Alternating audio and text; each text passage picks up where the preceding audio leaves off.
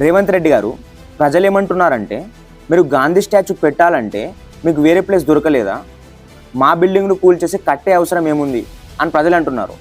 అలాగే ఈ డెవలప్మెంట్ ఏదో అన్ఎంప్లాయ్మెంట్ మీద పెట్టండి, మంచి ఓట్ బ్యాంక్ వస్తుంది, అది వదిలేసి బిల్డింగ్లు కూల్చడం చాలా రాంగ్ అని ప్రజలు అంటున్నారు. ఒకసారి వీడియో చూడండి. ఈరోజు మాకు కష్టం రాదు. ఇటువంటి ధర్మాన్ని ఏమంటారంటే రౌడీ ధర్మం అంటారు. దీన్ని బ్రెయిన్లెస్ మాటలు అవన్నీ. ఈ వీడియోని ఫుల్గా చూడండి.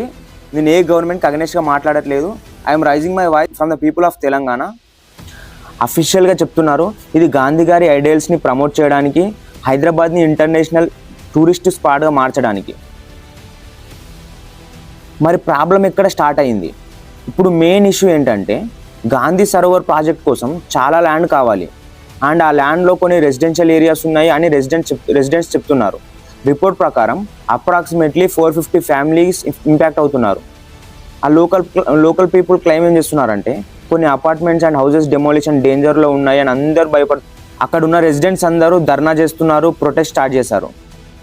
వాళ్ళ కంప్లైంట్స్ ఏంటి అంటే, మాతో ప్రాపర్ కన్సల్టేషన్ జరగలేదు, కంపెన్సేషన్ క్లారిటీ లేదు, సడన్గా నోటీస్ ఇవ్వడం జరిగింది, మా ఇల్లు డిస్ట్రాయ్ చేయడం కరెక్ట్ కాదు.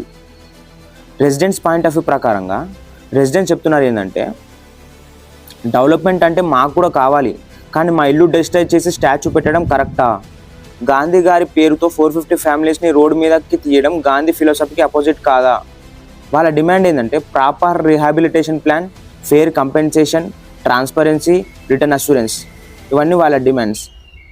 గవర్నమెంట్ వర్షన్ ఏంటంటే, గవర్నమెంట్ సైడ్ నుండి అఫీషియల్గా చెప్తున్నారు, ఇది మూసీ రివర్ రిజువినేషన్లో పార్ట్, సిటీ బ్యూటిఫికేషన్ కోసం, కల్చర్ హెరిటేజ్ క్రియేట్ చేయడానికి, ఎంప్లాయ్మెంట్ అండ్ టూరిజం గ్రోత్ కోసం గవర్నమెంట్ చెప్తుంది. లీగల్ ప్రొసీజర్స్ ఫాలో చేస్తున్నామని. అసలు రియల్ కాన్ఫ్లిక్ట్ ఏంటి? Development versus displacement. ఒక సైడ్ ఏమో సిటీ గ్రోత్, టూరిజం, గాంధీ గారి మెమోరియల్, ఇంకో సైడ్ ఏమో 450 families, livelihood, houses, safety. Conclusion ఏంటంటే, గాంధీ సరోవర్ ప్రాజెక్ట్ డెవలప్మెంటా లేక డిస్ప్లేస్మెంట్ ట్రాజెడీయా? కామెంట్లో చెప్పండి. స్టాచ్యూ బిల్డ్ చేయడం కన్నా పీపుల్ లైఫ్ ప్రొటెక్ట్ చేయడం ముఖ్యమా? కామెంట్లో చెప్పండి. Thank you.